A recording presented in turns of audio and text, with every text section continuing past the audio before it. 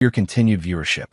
Before we begin, tell us, where in the world are you watching from? We love knowing our global reach. Now, let's dive into today's story. Chapter 1. The Foundation Cracks. The morning sun filtered through the kitchen windows of the sprawling suburban home as Derek Lansing adjusted his tie, preparing for another day at his private security consulting firm. At 38, Derek had built his life on precision and control. His military background had taught him to read people, to anticipate threats, and to respond with calculated force when necessary. These skills had served him well in both his business ventures and his marriage to Allison. Derek had met Allison 6 years ago at Charity Gala. She was 25 then, a stunning blonde with an infectious laugh and a seemingly genuine warmth that drew him in completely. Her background was modest. She'd grown up in a small town in Ohio, worked her way through community college, and was trying to make it as a freelance photographer when they met. Derek, already financially successful from his consulting work with high-profile clients, had been charmed by her down-to-earth nature and apparent innocence. Their courtship had been whirlwind. Derek showered her with expensive gifts, exotic vacations, and eventually, a marriage proposal that included a 5-carat diamond ring. Allison had seemed overwhelmed by his generosity, often commenting how she couldn't believe someone like him would choose someone like her. Derek had interpreted this as humility, even endearing insecurity. Looking back now, as he watched her sleep in their king-sized bed, he wondered if it had been something else entirely. Their daughter Emma had arrived 3 years into their marriage. At 4 years old now, she was the light of Derek's life, a bright, curious child with Allison's blonde hair and Derek's sharp green eyes. Derek doted on Emma, perhaps overcompensating for his own childhood with an absent military father. He made sure to be present for every bedtime story, every scraped knee, every small milestone. But lately, something had fell off in the Lansing household. It started with small things Derek couldn't quite pinpoint. Allison seemed distant, distracted. She'd started taking more photography assignments that required her to stay out late or travel overnight. Their intimate moments had become perfunctory, lacking the passion that had once defined their relationship. When Derek tried to discuss it, Allison would deflect, claiming stress from work or exhaustion from chasing after Emma. Then there were the phone calls. Derek would walk into a room and find Allison quickly ending conversations, claiming it was just a client or her sister.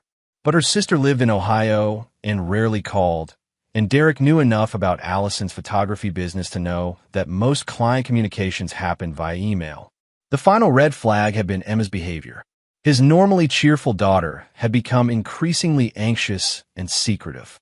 She would whisper things to Allison that stopped abruptly when Derek entered the room. Emma had also begun having nightmares, waking up crying about the bad man, but unable to explain who this person was when Derek pressed for details. Derek's military training had taught him to trust his instincts, and every instinct screamed that something was fundamentally wrong in his home. But he was a methodical man who believed in gathering intelligence before acting. So he watched, he listened, and he waited. This particular morning, as Derek finished his coffee and prepared to leave for the office, he noticed Allison was still asleep despite it being nearly 9 o'clock. Emma sat at the kitchen table, quietly eating her cereal while watching cartoons on the tablet Derek had bought her. "Daddy has to go to work now, sweetheart," Derek said, kissing the top of Emma's head. "Be good for Mommy." Emma looked up at him with those serious green eyes. "Daddy, I don't like the games Mommy makes me play." Derek knelt down to Emma's level. In his line of work, he'd learned that children often held crucial information, but getting them to share it required patience and the right approach. "What kind of games, Emma?" "Secret games. She says we can't tell you about them because they're special surprises." A chill ran down Derek's spine. In his security consulting work, he'd seen enough cases involving manipulation and abuse to know that special secrets were never a good sign. But he forced his voice to remain calm and gentle. "What kind of secret games?" Emma glanced toward the stairs, as if checking to make sure Allison wasn't coming down.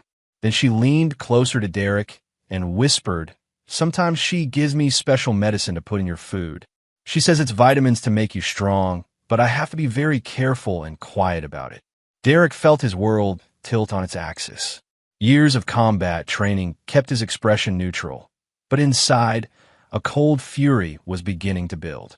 Someone was using his 4-year-old daughter to poison him.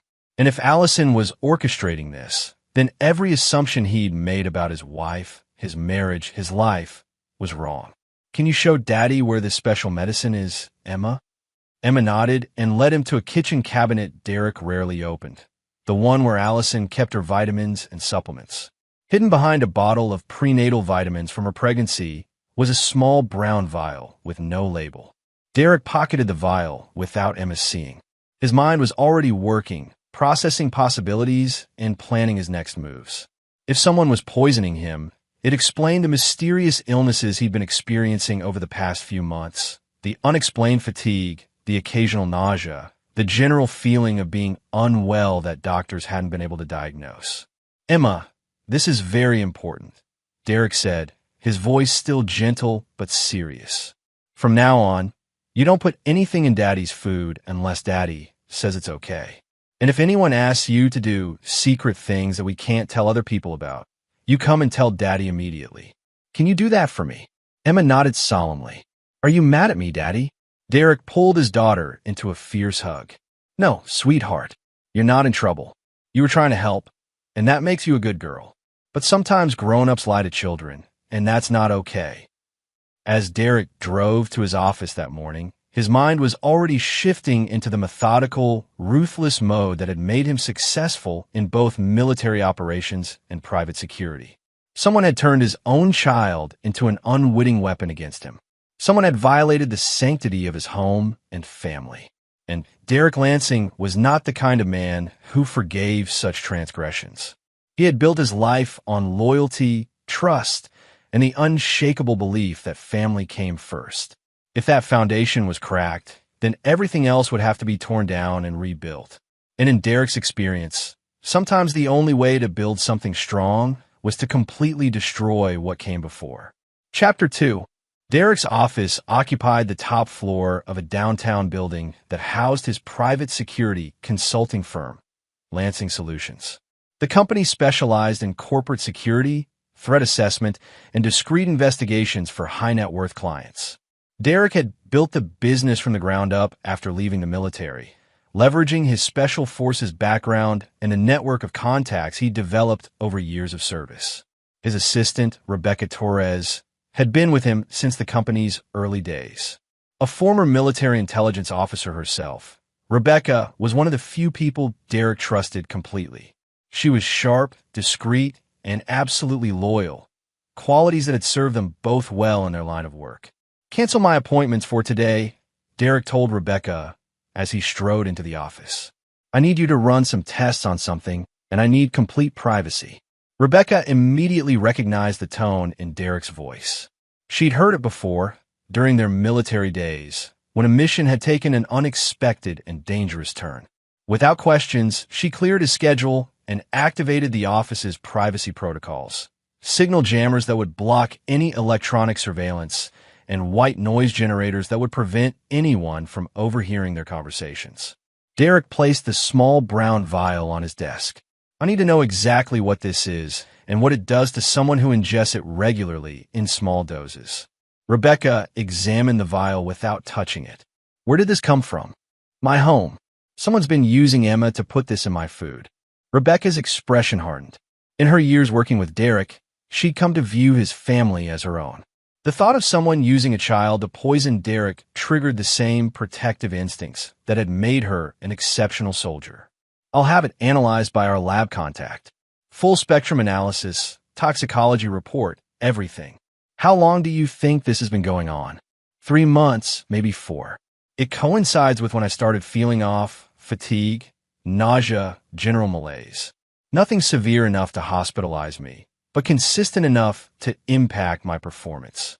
Derek's mind was already working through the implications. If someone wanted him dead, there were far more efficient methods.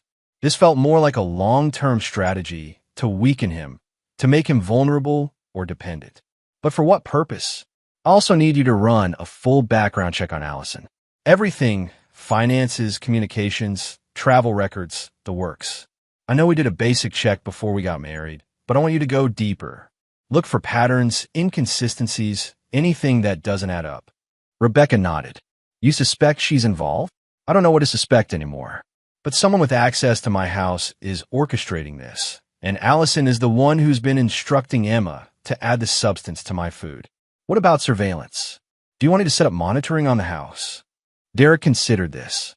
His home security system was state-of-the-art, but it was designed to keep intruders out, not to monitor the activities of people who live there.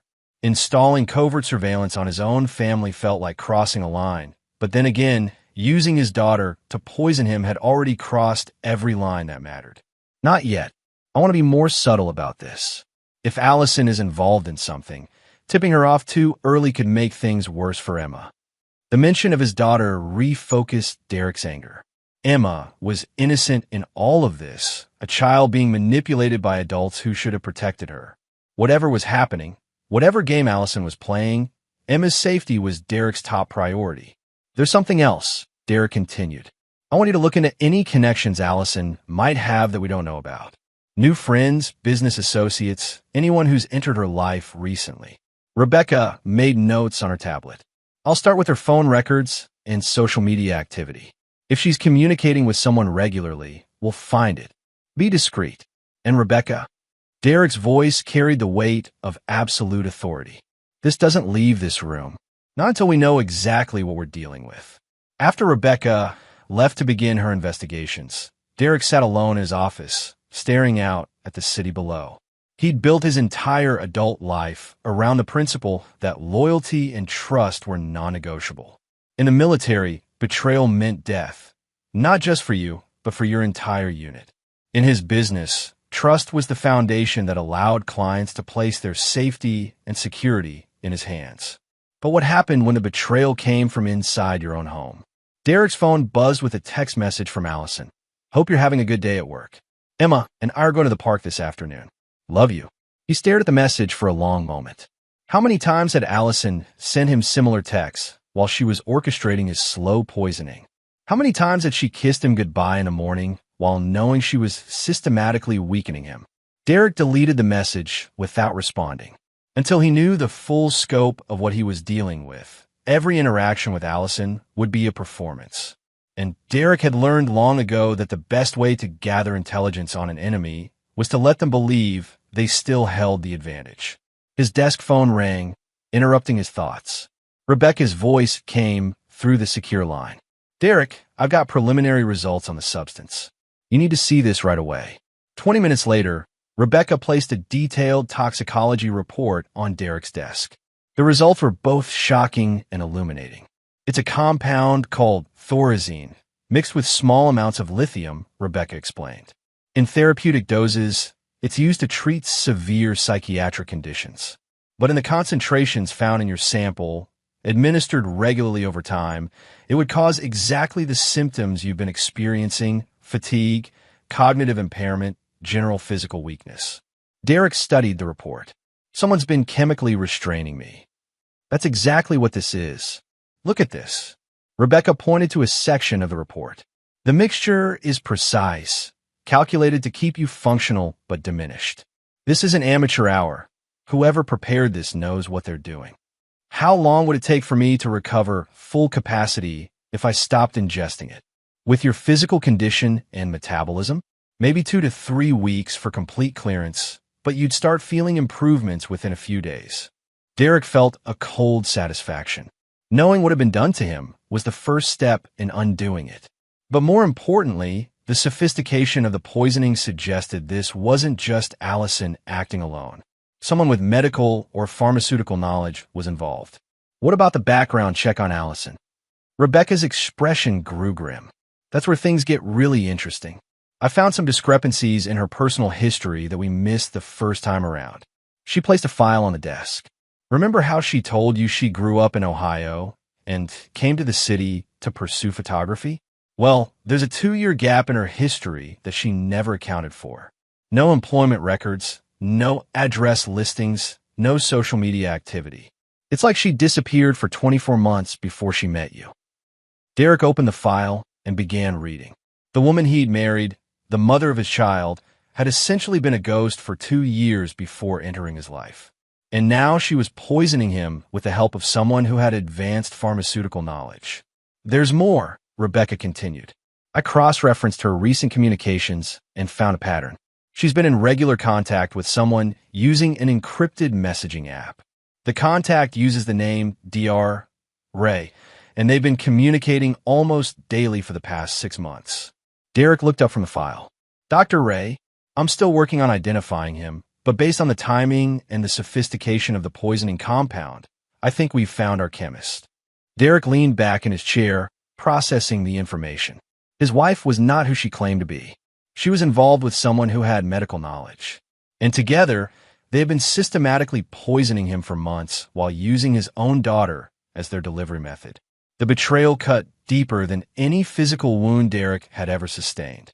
But beneath the pain, something else was growing. A cold, methodical fury that would not be satisfied until everyone responsible paid the full price for what they had done. In the military, Derek had been known for his ability to plan and execute operations with ruthless precision. His enemies had learned too late that Derek Lansing never forgot a betrayal, never forgave a transgression, and never stopped until justice was served. Allison and her mysterious doctor were about to discover exactly what kind of man they had chosen to betray. Chapter 3. The Web Unravels. Derek spent the next 3 days playing the role of the unsuspecting husband while Rebecca's investigation expanded. Each morning, he kissed Allison goodbye, ruffled Emma's hair, and left for work with the performance of a man who trusted his family completely. But every interaction was now calculated, every word measured for its intelligence value. The hardest part was watching Emma. His daughter had become withdrawn and anxious, clearly struggling with the burden of the secret games she'd been forced to play. Derek maintained their normal routines, bedtime stories, weekend activities, father-daughter time. But he could see the confusion in her eyes as she tried to reconcile the loving daddy she knew with the complicated adult world she'd been dragged into. On Thursday morning, Rebecca's investigation finally bore fruit. I've identified Dr. Ray, she announced as she entered Derek's office with a thick file. Dr. Raymond Kowalski, 42, former pharmaceutical researcher who lost his license 3 years ago for conducting unauthorized human trials. Derek examined the photograph Rebecca placed before him. Dr. Raymond Kowalski was tall and lean with dark hair and the kind of forgettable face that would blend into any crowd. But his background was far from forgettable. He was working for Meridian Pharmaceuticals, developing new psychiatric medications, Rebecca continued. Got caught running unsanctioned trials on vulnerable patients. Lost his license. Faced criminal charges that were eventually dropped due to technicalities. But his career in legitimate research was over. How does he connect to Allison? That's where it gets interesting. Rebecca opened another section of the file. Remember that 2-year gap in Allison's history? I finally tracked it down. She was living in Portland during that time, working as a receptionist at a private medical clinic. Guess who was running experimental treatments out of that same clinic? Derek felt pieces of the puzzle clicking into place. Kowalski. Exactly. The clinic was eventually shut down by the state medical board for ethical violations, but not before Allison and Kowalski had 2 years to develop their relationship. Derek studied the timeline Rebecca had constructed. So, she didn't meet me by chance at that charity gala. I don't think so. Look at this. Rebecca placed surveillance photos on the desk. I've been tracking Kowalski's current activities. He's been living in an apartment about 20 miles from your house. And these photos show him meeting with Allison at various locations over the past 6 months. The photographs were damning. Allison and Kowalski in coffee shops, walking through parks, sitting in his car in secluded parking lots. In several images, they were clearly intimate, holding hands, kissing, embracing in ways that left no doubt about the nature of their relationship. Derek felt something cold and final settle in his chest. Whatever love he'd felt for Allison died in that moment, replaced by something far more dangerous. She hadn't just betrayed their marriage. She'd orchestrated their entire relationship as part of some elaborate scheme. What's their endgame? Derek asked. I think I know.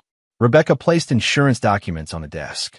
You have a $5 million life insurance policy with Allison as the primary beneficiary. But here's the thing. The policy has a clause that doubles the payout if your death is ruled accidental or due to natural causes. Derek stared at the documents.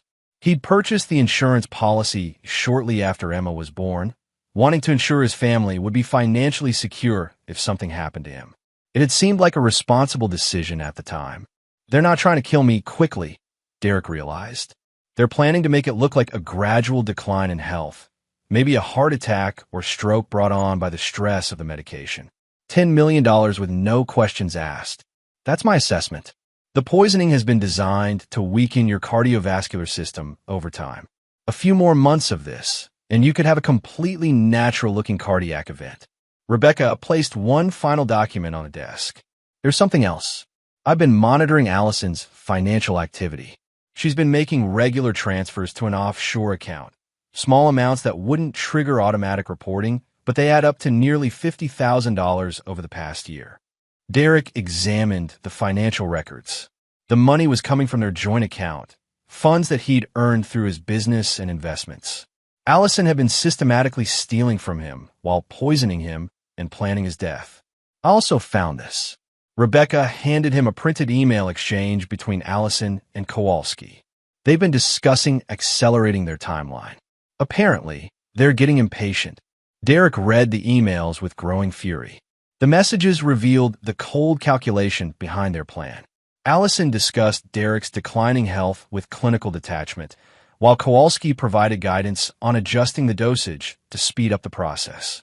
Most disturbing were the casual references to Emma, how to better manipulate her, how to ensure she wouldn't remember the details later, how to keep her from accidentally revealing their activities. They were discussing his daughter like she was a tool to be used and discarded. Derek set the emails aside and looked at Rebecca. I want you to arrange a meeting. With who? Dr. Raymond Kowalski. I think it's time he and I had a conversation. Rebecca recognized the tone in Derek's voice. She'd heard it before, in the field, when Derek had transitioned from gathering intelligence to planning action. It was the voice of a man who had made a decision that would change everything. Derek, be careful. If you move too fast. I'm not moving fast, Derek interrupted. I'm moving precisely. Kowalski is the key to this whole operation. Without him, Allison is just an unfaithful wife. With him, she's part of a conspiracy to commit murder. Derek stood and walked to his office window, looking out at the city below. For months, he'd been living in a carefully constructed lie, believing his family was safe and his home was secure. Now he knew better. His wife was a stranger with a hidden past, his daughter was being used as a weapon against him, and his life was being slowly stolen away. But Derek Lansing was not the kind of man who accepted defeat.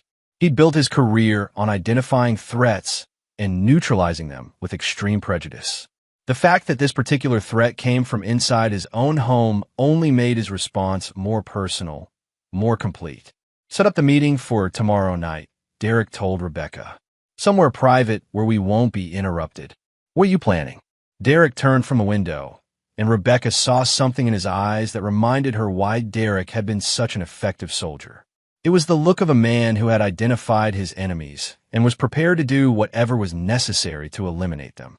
I'm planning to have a very frank conversation with Dr. Kowalski about the future, Derek said. And then I'm going to make sure he understands exactly what happens to people who threaten my family. Rebecca nodded, understanding that Derek had crossed a line from which there would be no return. The investigation phase was over. Now came the reckoning. As Derek prepared to leave the office that evening, he felt the familiar calm that had always preceded military operations. His enemies had made the mistake of underestimating him, of believing their careful plan made them untouchable. They had used his love for his family against him, turned his own home into a weapon, and corrupted his innocent daughter with their schemes. Derek Lansing was about to teach them why that had been a fatal miscalculation. Chapter 4. First Contact. The abandoned warehouse on the outskirts of the city had once been part of Derek's legitimate business operations, a storage facility for equipment his security firm no longer needed. Now it served a different purpose. The building was isolated, soundproof, and completely off the grid. More importantly, it was equipped with the kind of tools that Derek's military background had taught him could be very persuasive in the right circumstances. Derek arrived early to prepare. He'd spent the day purging the last traces of Kowalski's poison from his system, and for the first time in months, his mind felt completely clear. The fog of chemical restraint was lifting, replaced by the sharp focus that had made him legendary among his Special Forces unit. Rebecca had arranged a meeting through an intermediary, using a fake identity and a story about wanting to purchase experimental medications for a private client. Kowalski, apparently always eager for money, had agreed to meet at 9 o'clock. Derek checked his watch. 8:45 p.m. Dr. Raymond Kowalski would arrive, soon to find that his prospective client was someone very different from what he expected. The warehouse lights were dim when Kowalski's sedan pulled into the parking area. Derek watched through a security monitor as the doctor got out of his car, looking around nervously before approaching the entrance. Even in the grainy video feed, Derek could see that Kowalski was the kind of man who thought he was clever but lacked the survival instincts that real intelligence required. Derek waited in the shadows as Kowalski entered the warehouse. The doctor called out tentatively, "Hello? I'm here for the meeting about the special medication request." Derek stepped into the light and immediately saw Kowalski's face change as recognition dawned. The doctor's eyes went wide, and he took a step backward toward the door. "Dr. Raymond Kowalski," Derek said, his voice calm and controlled. "We need to have a conversation." Kowalski bolted for the exit, but Derek had anticipated this. The warehouse door had been modified with industrial-grade locks that could only be opened from the inside with a key that Derek now held. Kowalski pulled frantically at the handle before turning back to face Derek, his face pale with sudden understanding. "I don't know what you think you know," Kowalski began, but Derek cut him off with a gesture. "Dr. Kowalski, let me save us both some time. I know about the compound you've been having my wife slip into my food. I know about your relationship with Allison. I know about the insurance policy and your plan to make my death look like natural causes. What I don't know is why you thought you could do this to me and walk away." Derek moved closer, and Kowalski pressed himself against the locked door. "You have two choices," Derek continued. "You can tell me everything I want to know, and we can resolve this situation in a civilized manner. Or I can extract the information using methods I learned in the military that are considerably less pleasant." "You can't do this," Kowalski stammered. "This is kidnapping, false imprisonment. Dr. Kowalski, you've been poisoning me for months while manipulating my 4-year-old daughter into being your accomplice. I think we're well beyond worrying about legal technicalities." Derek gestured to a chair in the center of the warehouse. "Sit." When Kowalski hesitated, Derek's expression hardened. That wasn't a request. Kowalski sat down, his hands shaking. Derek pulled up another chair and positioned it directly in front of the doctor, close enough that their knees almost touched. "Now," Derek said, "tell me how this started." The story that emerged over the next hour was both more complex and more sordid than Derek had imagined. Kowalski confirmed that he and Allison had met at the medical clinic in Portland, but their relationship had begun long before Derek entered the picture. "She was different then," Kowalski explained, his voice barely above a whisper. "Ambitious, calculating. She knew I was developing compounds that could be used for unofficial purposes. She suggested we could work together, find wealthy targets, create opportunities. And I was what, target practice? No, you were supposed to be the real thing. Allison spent months researching you before that charity gala. She knew about your business, your finances, your background. The whole meeting was staged." Derek felt a cold satisfaction at having his suspicions confirmed, but also a deeper anger at the extent of the deception. Every moment of their courtship, every expression of love, every intimate moment had been a calculated performance. "How many others?" Derek asked.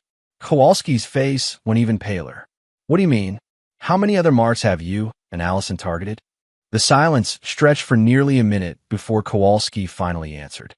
"3. Before you, there were 3 others." Derek leaned forward. "What happened to them?" "2 survived. We abandoned those operations when complications arose." But the third, Kowalski's voice trailed off. The third what? The third died. It was in Phoenix about 4 years ago. A real estate developer named Bradley Chun. The compound worked too fast. He had a heart attack before we could adjust the dosage. Derek absorbed this information with growing fury. Allison and Kowalski weren't just planning to murder him. They had already successfully murdered someone else, and they had refined their technique with his life. Where's the evidence of this previous murder? We were careful. It looked completely natural. No investigation, no questions asked. His wife collected the insurance money and disappeared. His wife. Kowalski realized his slip immediately. I mean, the woman he was married to. Allison was using a different identity then. Derek felt the final piece of the puzzle click into place. Allison has done this before. She's not just your partner. She's your serial accomplice. For the next 2 hours, Derek systematically extracted every detail of their operation. The multiple identities Allison had used, the careful research they conducted on potential targets, the sophisticated network of forged documents and false histories they had developed. It was a professional operation that had been running for years. But what enraged Derek most was learning how they had manipulated Emma. Kowalski described in clinical detail how they had conditioned his daughter to follow their instructions, using a combination of threats and rewards to ensure her compliance. We told her that if she didn't help with the vitamins, something bad would happen to Mommy, Kowalski explained. Children that age are very susceptible to that kind of manipulation. Derek's control finally snapped. He grabbed Kowalski by the throat and lifted him partially out of the chair. You used my daughter's love for her mother to turn her into a weapon against me. Kowalski gasped for air, his face turning red. Derek held him there for a moment, then released his grip. The doctor collapsed back into the chair, gasping. Please, Kowalski wheezed. I'll do whatever you want. I'll testify against Allison. I'll return the money. I'll disappear. Just don't. Don't what? Derek asked. Don't treat you the way you were planning to treat me. Derek stood up and began pacing around Kowalski's chair. Here's what's going to happen, doctor. You're going to help me destroy Allison's operation completely. You're going to provide evidence of all your previous crimes. And you're going to ensure that she faces consequences for what she's done. And if I cooperate, Derek stopped pacing and looked directly at Kowalski. If you cooperate fully and follow my instructions exactly, you might survive this. But understand, your life as you know it is over. The only question is whether you end up in prison or in the ground. Kowalski nodded frantically. I'll do anything. What do you need me to do? Derek smiled, but there was no warmth in it. First, you're going to call Allison and tell her there's been a change of plans. The timeline is accelerating, and she needs to increase the dosage immediately. But that could kill you. That's the point, doctor. Allison is about to learn that her plan is working perfectly, right up until the moment it destroys her completely. Derek pulled out his phone and activated the recording function. And doctor, everything you've told me tonight is now documented. If you even think about betraying me or warning Allison, I will release that recording along with evidence of your previous murder. Do we understand each other? Kowalski nodded miserably. He had thought he was the predator in this situation, but now he understood that he had stumbled into the territory of something far more dangerous than himself. Derek Lansing was no longer playing defense. The hunt had begun, and Allison and Kowalski were about to discover that they had chosen the wrong man to target. Chapter 5. The Puppet Master. Derek's house felt different when he returned home that night. Where once it had been his sanctuary, now every room held the potential for deception and danger. But Derek moved through the familiar spaces with renewed purpose.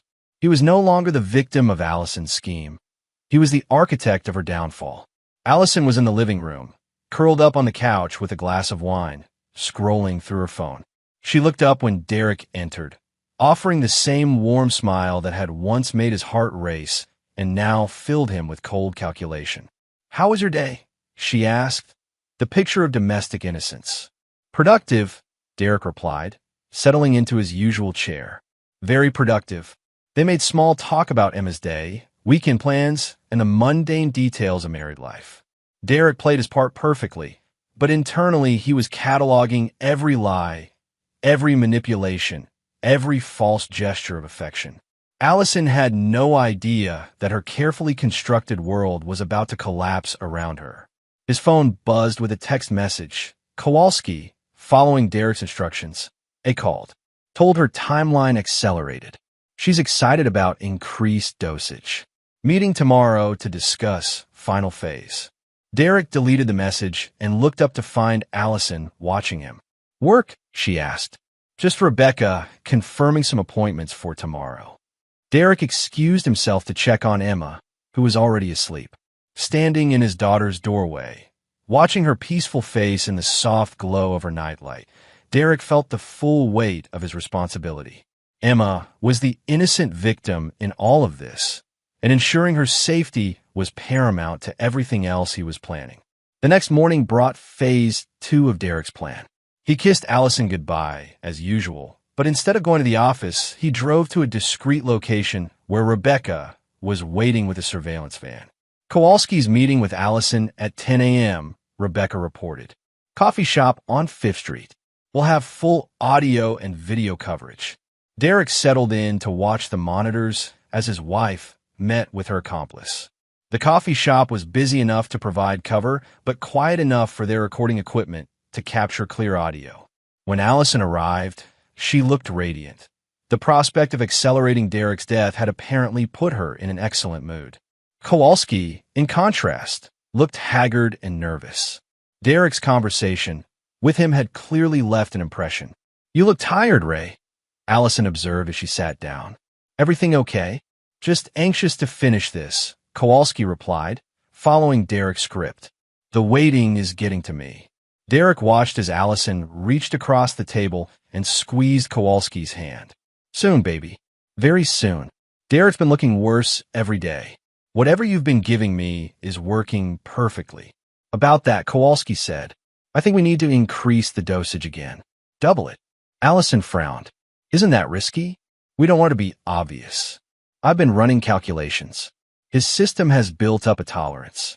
We need to overwhelm his cardiovascular system more aggressively, or this could drag on for months.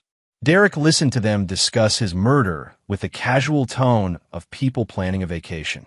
The recording equipment captured every word, every gesture, every callous laugh.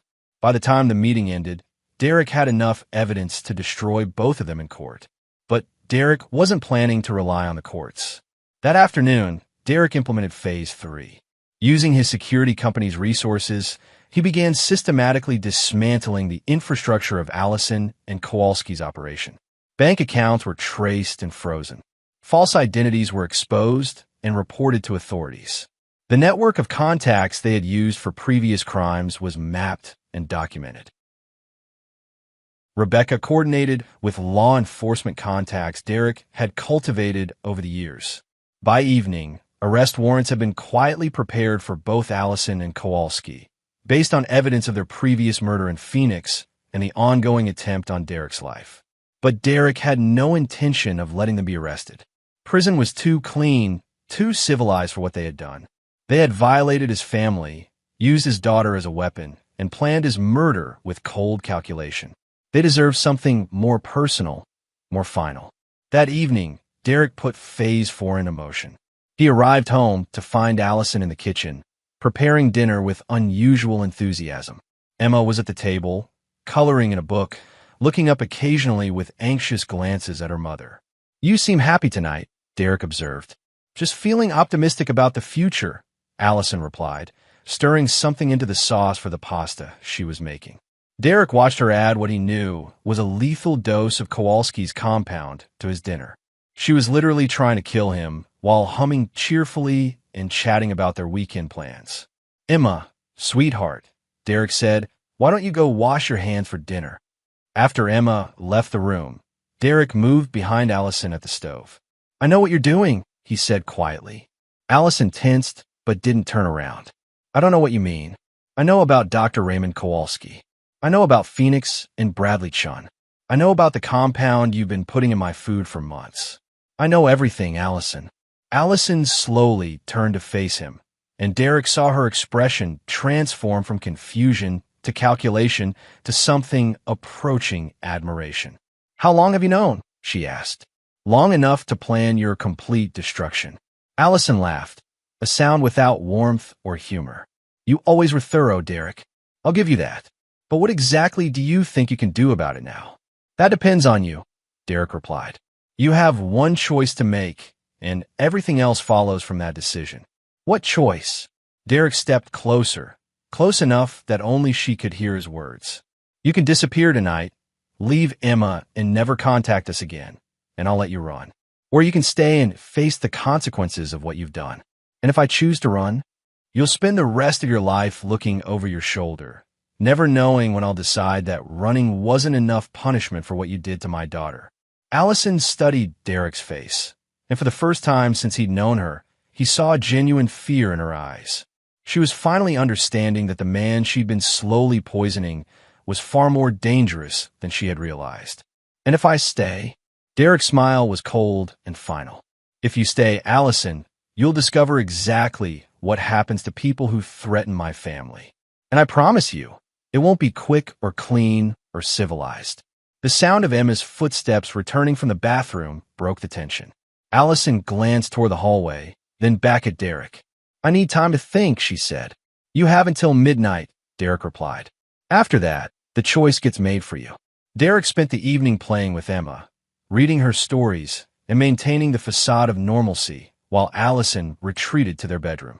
He could hear on the phone, presumably with Kowalski, their voices low and urgent. At 11:30 p.m., Derek tucked Emma into bed and kissed her goodnight. Whatever happened next, his daughter would be safe from the consequences. At midnight exactly, Derek checked their bedroom. Allison was gone, along with her clothes, jewelry, and personal items. She had chosen to run. Derek felt a moment of disappointment. Part of him had hoped she would stay and face him directly. But her flight was probably better for Emma, who would be spared the trauma of watching her mother face Derek's full vengeance. Derek's phone buzzed with a message from Rebecca. Kowalski found dead in his apartment. Apparent suicide. Police report says he left a detailed confession about his crimes, including the Phoenix murder. Derek deleted the message and poured himself a glass of whiskey. Kowalski's suicide had been the inevitable result of his conversation with Derek. Some people, when faced with absolute ruin and personal destruction, chose to end things on their own terms rather than face the alternatives Derek had outlined. Allison was still out there somewhere, but Derek was patient. He had resources, connections, and most importantly, he had time. She could run for now, but eventually she would make a mistake, and Derek would be waiting. For tonight, though, it was enough to know that Emma was safe, the immediate threat was neutralized, and Derek's enemies had learned the price of betraying his trust. Derek Lansing protected his family with absolute ruthlessness, and he never forgot a betrayal. Allison would spend the rest of her life learning the truth of that statement. Chapter 6. Closing the Circle. 3 months after Allison's disappearance, Derek had settled into a new routine with Emma. His daughter had initially been confused by her mother's sudden absence, but children were remarkably resilient when given consistent love and stability. Derek had explained that mommy had to go away for work and wouldn't be coming back, but that daddy would always be there to take care of her. Emma seemed relieved more than anything else. The anxiety and secretiveness that had plagued her during the months of Allison's manipulation had gradually faded. She was sleeping through the night again, laughing more freely, and had stopped asking about the secret games that had burdened her small shoulders. Derek hired Maria Santos, a former military nurse with impeccable credentials, to help with childcare and household management. Maria was competent, trustworthy, and most importantly, had the kind of protective instincts that Derek valued when it came to Emma's safety. But Derek hadn't forgotten about Allison. Rebecca's network of contacts had been tracking her movements since she fled. Allison had made it as far as Mexico before going underground, but Derek's resources were extensive and his patience unlimited. On a Thursday morning in late spring, Rebecca entered Derek's office with a file that made him look up from his computer with interest. "We found her," Rebecca announced. Derek set aside his work and gestured for Rebecca to sit down. "Where?" "Costa Rica. She's been living in a small coastal town under the name Lisa Martinez, working at a tourist resort keeping a low profile. Rebecca placed surveillance photos on Derek's desk. Allison looked different. Darker hair, different style of dress, more cautious body language. But it was definitely her. Where do we track her down? She made a mistake. Used one of her old credit cards to book a flight. The charge was flagged by our monitoring system, and we traced her from there. Derek studied the photos. Allison was sitting at a beachside cafe, apparently relaxed and confident that she had successfully disappeared. She had no idea that her past was about to catch up with her. Is she alone? As far as we can tell. No romantic relationships, no close friendships. She's been very careful about maintaining her cover. Derek leaned back in his chair, considering his options. He could have Allison arrested and extradited back to the United States, where she would face charges for attempted murder and conspiracy. The evidence was overwhelming, and she would likely spend the rest of her life in prison.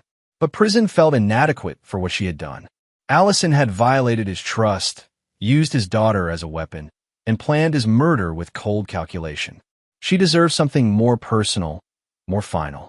I want you to arrange a vacation for me, Derek told Rebecca. Somewhere warm.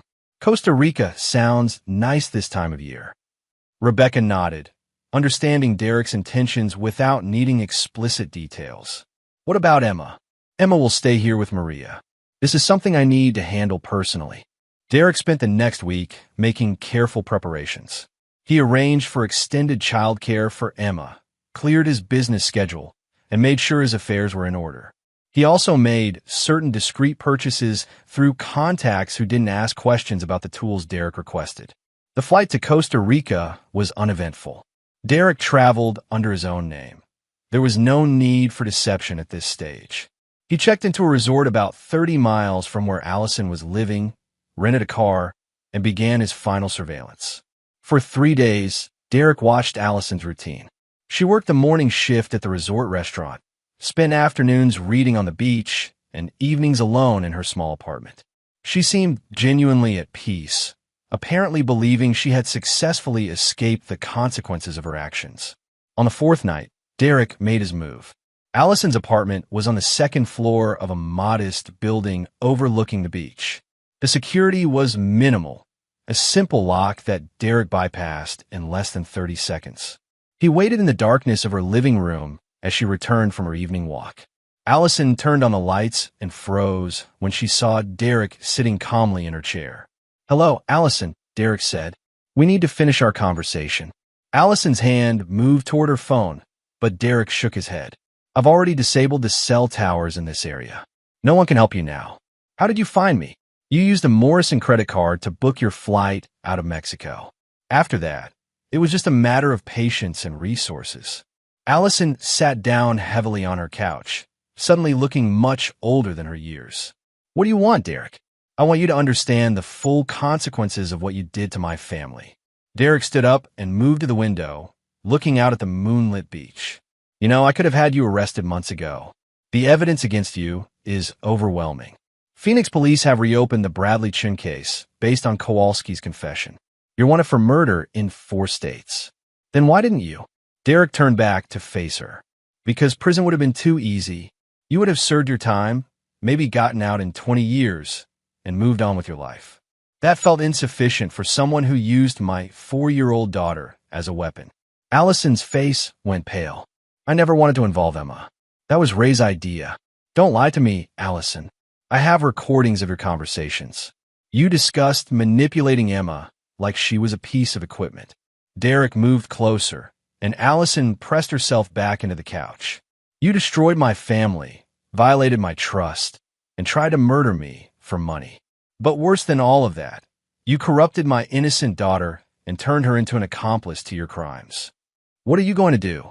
Derek reached into his jacket and pulled out a small vial, the same type that Kowalski had used to store his poison. "I'm going to give you a choice. The same choice I offered you 3 months ago." He placed the vial on the coffee table between them. "Inside that vial is enough of Kowalski's compound to stop your heart in about 10 minutes. It will look like a completely natural death, heart failure brought on by stress and poor health." Allison stared at the vial in horror. "You can't be serious. Your alternative is to come back to the United States with me, where you'll face trial for multiple murders, spend the rest of your life in prison, and never see daylight again. Derek sat back down in his chair. I'm giving you the dignity of choosing how this ends, Allison. That's more consideration than you showed me or Emma. There has to be another option. There isn't. You made your choices months ago when you decided to target my family. Everything that's happening now is just the inevitable consequence of those decisions. Derek checked his watch. You have 5 minutes to decide. After that, the choice gets made for you. Allison began to cry, but Derek felt no sympathy. He thought about Emma, about the anxiety and confusion his daughter had suffered because of this woman's manipulation. He thought about the months of systematic poisoning, the careful planning of his murder, the cold calculation with which Allison had destroyed his trust. Time's up, Derek said finally. Allison looked at the vial, then at Derek, then back at the vial. With shaking hands, she reached for it. I'm sorry, she whispered. No, Derek replied. You're not sorry for what you did. You're only sorry you got caught. Derek left Allison's apartment 10 minutes later. By morning, her body would be discovered by the resort management when she failed to show up for work. The local authorities would find a woman who had died peacefully in her sleep from apparent heart failure, a tragic but unremarkable event in a small coastal town. Derek caught a flight back to the United States that afternoon. He had tied up the last loose end of Allison's betrayal, and now he could focus entirely on building a safe, stable life for Emma. On the plane home, Derek reflected on the events of the past few months. He had been betrayed by the woman he trusted most, poisoned in his own home, and manipulated through his love for his daughter. But he had survived, protected Emma, and ensured that everyone responsible faced appropriate consequences. Derek Lansing was not a man who forgave betrayal or forgot transgressions. Allison and Kowalski had learned that lesson too late, but Derek hoped it would serve as a warning to anyone else who might consider threatening his family. Emma was waiting for him when he arrived home, running into his arms with the pure joy of a child who knew she was loved and protected. As Derek held his daughter, he made a silent promise that no one would ever hurt her again. The circle was closed. Justice had been served, and Derek Lansing's family was finally safe. Chapter 7. New Foundations. 6 months had passed since Derek's return from Costa Rica. The local Costa Rican authorities had ruled Allison's death as natural causes. Heart failure in a young woman with no known health issues. Tragic, but not unprecedented. Derek had read about it in an online news brief that mentioned the death of Lisa Martinez, 31, an American expatriate working in the tourism industry. Emma was thriving. The shadow that had hung over her during Allison's manipulation had completely lifted. She was excelling in her pre-kindergarten program, making friends easily, and displaying the kind of natural confidence that Derek remembered from his own childhood before his father's frequent deployments had taught him that the world was an unpredictable and often dangerous place. Derek's business was flourishing as well. Word had spread through certain circles that Lansing Solutions could handle problems that other security firms wouldn't touch. Derek's reputation for thoroughness and discretion had attracted a new class of clientele. People with complicated problems who needed permanent solutions. On a crisp autumn morning, Derek was in his office reviewing a proposal for a new client when Rebecca knocked on his door. "We have a situation," she announced as she entered. Derek looked up from his paperwork. "What kind of situation?" Rebecca placed a file on his desk. "Remember our friend, Dr. Kowalski? Turns out his network was bigger than we thought." Derek opened the file and began reading. According to Rebecca's research, Kowalski had been part of a larger organization of medical professionals who specialized in providing untraceable poisons and chemical compounds to clients willing to pay premium prices. "How much bigger?" Derek asked. "At least a dozen doctors and pharmacists across 6 states. They've been operating for years, providing services to everyone from jealous spouses to professional assassins." Derek studied the organizational chart Rebecca had constructed. It was an impressive operation, with multiple layers of protection and redundant security measures. Why should this concern us? Kowalski's dead, Allison's dead, and we're not in that business. Because of this, Rebecca placed a second document on the desk. One of their clients was a woman named Patricia Kellerman. She hired them to eliminate her husband about 8 months ago. Derek looked at the photograph attached to the file. Patricia Kellerman was an attractive brunette in her early 30s, but something about her expression reminded him of Allison, the same calculating coldness behind seemingly innocent eyes. What makes this our problem? Patricia Kellerman's operation failed. Her husband survived, discovered her plot, and disappeared. She's been looking for him ever since, and according to our sources, she's been asking questions about Derek Lansing. Derek felt the familiar chill of recognition. She knows about Allison. More than that, she knows about our methods. She knows how thoroughly we dismantled Allison's operation, and she's worried that we might come after her next. Derek leaned back in his chair, processing this information. He had thought the situation with Allison was completely resolved, but apparently it had created ripple effects he hadn't anticipated. What exactly is she looking for? Insurance. She wants to eliminate any potential threats to her operation before they become problems. Derek understood immediately. Patricia Kellerman wasn't just paranoid. She was being strategically preemptive. In her mind, Derek represented a threat to her entire network, and she was planning to neutralize that threat before it could materialize. Where's she now? Local. She moved to the city about 2 months ago under the name Patricia Sanders. She's been conducting surveillance on your house, your office, and Emma's school. Derek felt ice form in his chest. She's been watching Emma for at least 3 weeks. We only discovered it yesterday, when one of our routine security sweeps detected unauthorized surveillance equipment near the school. Derek stood up abruptly. The fact that another predator was targeting his family triggered every protective instinct he possessed. Emma had finally found peace and stability after the trauma of Allison's manipulation, and Derek would not allow anyone to threaten that. I want full surveillance on Patricia Kellerman immediately. I want to know where she's staying, who she's working with, what resources she has, and what exactly she's planning. Already in progress, Rebecca replied. But Derek, there's something else you need to know. Rebecca placed a final document on the desk. Patricia Kellerman isn't working alone. She's brought in professional help. Derek examined the file. Patricia had hired Marcus Vale, a former military contractor with a reputation for handling wet work that other professionals wouldn't touch.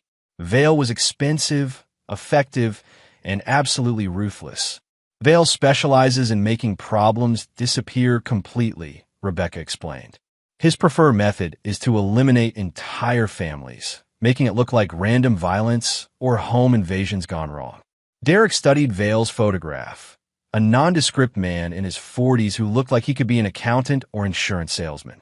But Derek recognized something in Vale's eyes that he'd seen in military zones and high-stakes operations: the complete absence of moral restraint. How long do we have? Based on their surveillance patterns and preparation activities, I'd estimate they're planning to move within the next week. Derek nodded, his mind already shifting into operational mode. He had dealt with betrayal and manipulation before, but this was different. This was a direct military assault on his family by professionals who understood exactly how dangerous Derek could be. I want Emma moved to a secure location immediately. Contact the Hendersons in Vermont. They owe me a favor from the Philadelphia situation. Emma can stay with them until this is resolved. What about you? Derek smiled, but there was no warmth in it. Patricia Kellerman and Marcus Vale want to play a professional game. They're about to discover that I wrote the rule book they're trying to follow. Derek spent the rest of the day making preparations. Emma was told she was going on a special vacation to visit some of Daddy's friends in Vermont. Maria would accompany her, along with 2 of Derek's most trusted security specialists. By evening, Emma was safely away from the city and completely off the radar of anyone who might be looking for her. With Emma secure, Derek could focus entirely on eliminating the threat. Patricia Kellerman had made the same mistake as Allison. She had underestimated Derek's capabilities and threatened his family. Unlike Allison, however, Patricia was a professional predator who understood the rules of engagement. Derek was looking forward to teaching her that the rules only applied to people who played fair. That night, Derek sat in his empty house, cleaning and checking weapons he hadn't used since his military days. Patricia Kellerman and Marcus Vale thought they were hunting him, but they had misunderstood the situation completely. Derek Lansing wasn't their target. He was their executioner, and he was about to demonstrate why that distinction mattered. Chapter 8. The Hunter Becomes the Hunted. Derek's house was quiet in the pre-dawn darkness, but it wasn't empty. Hidden throughout the building were motion sensors, infrared cameras, and proximity alarms that would detect any unauthorized approach. Derek had spent years perfecting his home security, and now it would serve as both fortress and trap. He sat in his kitchen, drinking coffee and monitoring the feeds from Rebecca's surveillance team. Patricia Kellerman and Marcus Vale were holed up in a rented warehouse on the industrial side of town, apparently finalizing their plans for what they believed would be a simple assassination. Derek's phone buzzed with an encrypted message from Rebecca. Targets preparing to move. Estimated time to your location, 45 minutes.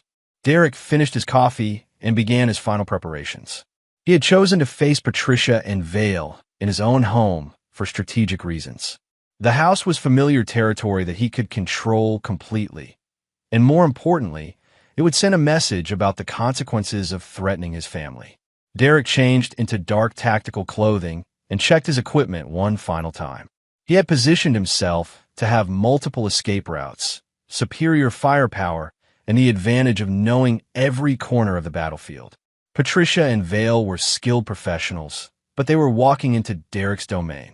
At 3:17 a.m., the perimeter sensors detected movement. Derek watched on his monitors as two figures approached the house with professional competence, moving in coordinated patterns, checking for surveillance, avoiding obvious approach routes.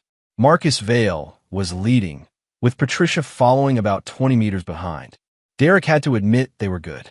Their movement was fluid and disciplined, and they had clearly studied his property layout in advance. But being good wasn't going to be enough. Vale reached the back door first and began working on the locks with electronic tools. Derek could have stopped him immediately, but he wanted both intruders inside the house before he acted. Better to eliminate both threats simultaneously than risk one escaping to threaten Emma later. The lock clicked open, and Vale stepped inside, followed closely by Patricia. Derek watched them move through his kitchen and living room, their movements careful and professional. They were heading toward the stairs, apparently planning to attack him while he slept. Derek waited until they reached the halfway point of the staircase before he acted. The house lights came on all at once, instantly destroying Vale and Patricia's night vision advantage. Simultaneously, Derek triggered a sound system that flooded the house with disorienting white noise at painful volume levels. Vale reacted first, dropping into a defensive crouch and drawing his weapon while trying to locate the source of the lights and sound. Patricia stumbled backward down the stairs, momentarily blinded and off balance. Derek emerged from his concealed position at the top of the stairs, a tactical shotgun trained on Vale's center mass. "Drop your weapons," Derek commanded, his voice cutting through the white noise. Vale hesitated for a fraction of a second, probably calculating his chances of getting a shot off before Derek could fire. It was the last calculation he ever made. Derek's shotgun blast took Vale center mass, the impact throwing him backward down the stairs. He was dead before he hit the bottom. Patricia screamed and scrambled for Vale's dropped weapon, but Derek was already moving. He vaulted over the stair railing and landed behind her before she could reach the gun. "Patricia Kellerman," Derek said, pressing the shotgun barrel against the back of her neck. "We need to talk." Derek marched Patricia into his living room, where he had prepared restraints and recording equipment. Within minutes, she was secured to a chair with industrial zip ties, while Derek positioned himself where she could see him clearly. "You made a mistake coming here," Derek told her. "I know who you are," Patricia replied, trying to maintain her composure despite her obvious fear. "I know what you did to Allison Shun and Ray Kowalski. Then you should have known better than to threaten my family." Derek sat down across from Patricia, the shotgun resting across his knees. "Tell me about your network." "All of it." "I'm not telling you anything." Derek smiled coldly. "Patricia, you hired a professional killer to eliminate me and my 4-year-old daughter. You've been conducting surveillance on my family for weeks. You've already crossed every line that matters. Derek stood up and walked to a cabinet where he kept some of the equipment from his military days. He returned with a small device that Patricia clearly recognized. This is a military-grade truth serum, Derek explained. Very effective, but it has some unpleasant side effects. Permanent brain damage if the dosage is incorrect. Patricia's composure finally cracked. You can't do this.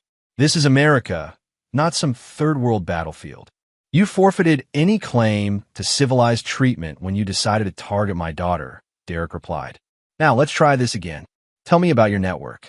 Over the next 2 hours, Derek systematically extracted every detail of Patricia's operation. The network was even larger than Rebecca had suspected. Dozens of medical professionals providing untraceable poisons and chemical weapons to clients across the country. They had been responsible for hundreds of deaths over the past decade, operating with complete impunity because their methods were undetectable. Patricia also revealed the names and locations of her primary associates, the financial structure of their organization, and the methods they used to avoid law enforcement detection. How many others know about me? Derek asked. Just me and Marcus, Patricia replied, her voice hoarse from hours of interrogation. I was being careful. I wanted to eliminate you quietly before anyone else in the network realized you were a threat. Derek nodded. Patricia's caution had actually worked in his favor. Her death wouldn't trigger a larger response from her organization. What about backups? Dead man switches? Insurance policies? Nothing. I was handling this personally. Derek believed her. Patricia had been arrogant enough to think she could eliminate Derek quickly and quietly, without needing to involve her network or create complex contingency plans. As dawn broke through the living room windows, Derek made his final decision. Patricia Kellerman had organized the murder of innocent people for profit, and she had directly threatened Emma's safety. Like Allison and Kowalski before her, she deserved consequences that the justice system couldn't provide. I'm going to give you the same choice I gave Allison, Derek told Patricia. He placed a syringe on the coffee table between them. This contains a concentrated dose of your network's own poison. Quick, painless, and completely undetectable. Your alternative is to face trial for multiple murders and spend the rest of your life in a maximum security prison. Patricia stared at the syringe with growing horror. You're insane. No, Patricia. I'm thorough. You threaten my family, so you have to be eliminated. The only question is whether you maintain some dignity and how that happens. Derek checked his watch. You have 5 minutes to decide. Patricia spent those 5 minutes alternately pleading, threatening, and trying to bargain for her life. But Derek had heard it all before from Allison, and his resolve was absolute. People who threatened Emma faced complete and final consequences. When time ran out, Derek administered the injection himself. Patricia Kellerman died the same way her victims had, quietly, peacefully, with no external signs of violence. Derek spent the rest of the morning cleaning up. Vale's body was disposed of through channels Derek had established for precisely this kind of situation. Patricia's body would be found in her rented warehouse, apparently the victim of a drug overdose. Tragic but unremarkable in that part of the city. By noon, Derek's house showed no signs of the night's events. He called Rebecca to confirm that all surveillance evidence had been eliminated and that Patricia's network had no knowledge of her failed operation. That evening, Derek drove to Vermont to collect Emma. She ran into his arms with the pure joy of a child who had missed her father, chattering excitedly about her vacation and the new friend she had made. As they drove home together, Emma fell asleep in her car's seat, and Derek reflected on the events of the past week. Another threat to his family had been identified and eliminated. The network responsible for Allison's operation had lost 2 key members and would hopefully think twice before targeting the Lansing family again. Derek Lansing protected his own with absolute ruthlessness, and he never forgot a threat to his daughter's safety. Patricia Kellerman and Marcus Vale had learned that lesson too late, but their fate would serve as a warning to anyone else who might consider making the same mistake. Emma was safe. Derek's family was secure, and anyone who might threaten that security in the future would face the same uncompromising response. Derek Lansing was not a man who offered second chances to people who threatened his family. Chapter 9. New Beginnings. 2 years had passed since the Patricia Kellerman incident. Emma was now 6 years old, thriving in first grade, and had grown into a confident, happy child who showed no lasting effects from the trauma of her early years. She had friends, hobbies, and the kind of secure childhood that Derek had been determined to provide despite the chaos that had once surrounded their family. Derek's business had evolved as well. Lansing Solutions now operated on 2 levels. The legitimate security consulting firm that handled corporate clients and high-net-worth individuals, and a much more discreet operation that dealt with problems that required permanent solutions. Derek's reputation in certain circles had grown to legendary status, and his client list included people who understood that some threats could only be eliminated completely. On a sunny Saturday morning in spring, Derek was in his backyard watching Emma play on the swing set he had installed shortly after Allison's disappearance. His daughter was explaining in great detail how she was going to win the science fair with her project about butterflies, her face animated with the kind of pure enthusiasm that reminded Derek why everything he had done to protect her was worthwhile. Rebecca joined them for their weekly family barbecue, a tradition that had developed over the years as she had become more than just Derek's business partner. She was Emma's honorary aunt, the closest thing to a maternal figure the little girl had known since Allison's betrayal. "Any word from the Phoenix investigation?" Derek asked as Rebecca settled into a chair beside him. "Case closed officially last month," Rebecca replied. "They ruled Bradley Chen's death a homicide based on Kowalski's confession, but with all the perpetrators dead, there's no one left to prosecute. Chen's real wife collected the insurance money and seems to be moving on with her life." Derek nodded. Justice had been served, even if it hadn't followed traditional legal channels. Bradley Chen's family had received closure, and the people responsible for his murder had faced appropriate consequences. What about the pharmaceutical network? Scattered to the winds. Patricia's death spooked them, and most of the key players have either retired or relocated overseas. The DEA is still investigating, but without inside information, they're mostly just documenting crimes that are too old to prosecute. Derek was satisfied with this outcome.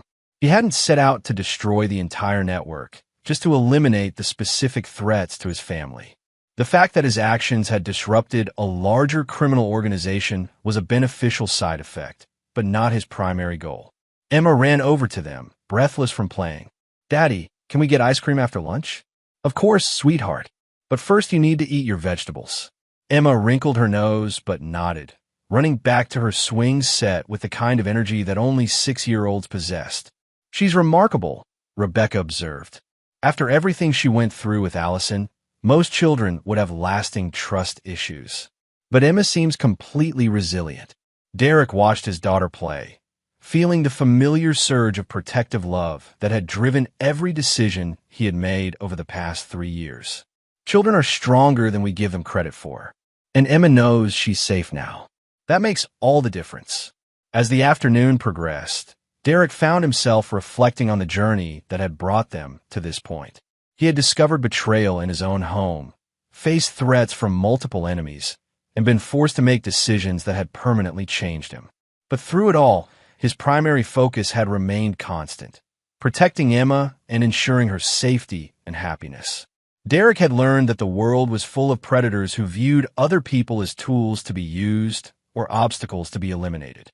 Allison had seen him as a source of wealth to be systematically harvested. Patricia Kellerman had seen him as a threat to be eliminated. Others would undoubtedly emerge in the future with their own schemes and motivations. But Derek had also learned that he possessed the skills, resources, and absolute determination necessary to protect his family from any threat. He had built a life around the principle that loyalty and trust were sacred, and that betrayal carried consequences that were both swift and final.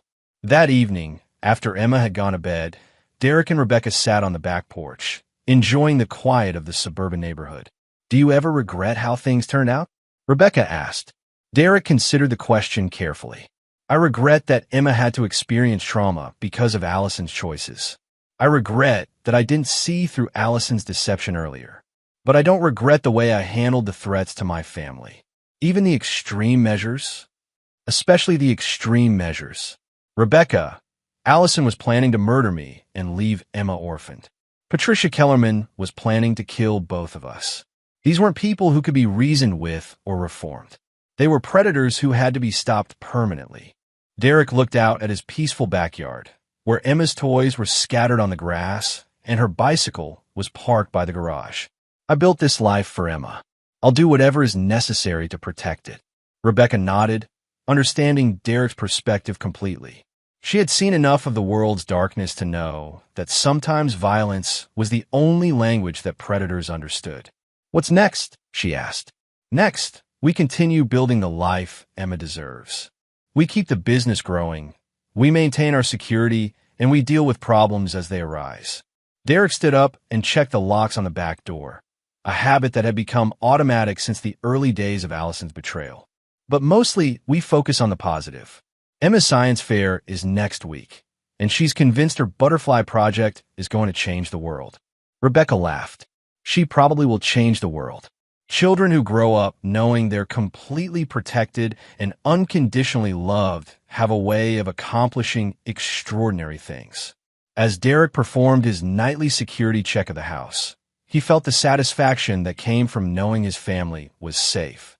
The threats that had once surrounded them had been eliminated completely and permanently. Emma was thriving in an environment of stability and security that Derek had fought to create and maintain. Derek Lansing had learned that protecting the people you love sometimes required making choices that civilized society preferred to ignore. He had made those choices without hesitation or regret, and he would make them again if necessary. Emma's laughter echoed from her bedroom as she talked to her stuffed animals, and Derek smiled at the sound. His daughter was safe, happy, and innocent of the darkness that had once threatened to destroy their family.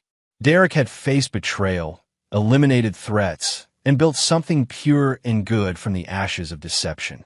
He was a man who protected his own with absolute ruthlessness, never forgave betrayal, and never forgot a threat to his family's safety. And in Derek's world, that was exactly the kind of man that Emma needed him to be. And there you have it. Another story comes to an end. What did you think? I'd love to hear your thoughts in the comments below. If you enjoy this story, consider joining our community by subscribing. It means the world to us. For more stories like this one, check out the recommended videos on screen. And I'll see you there.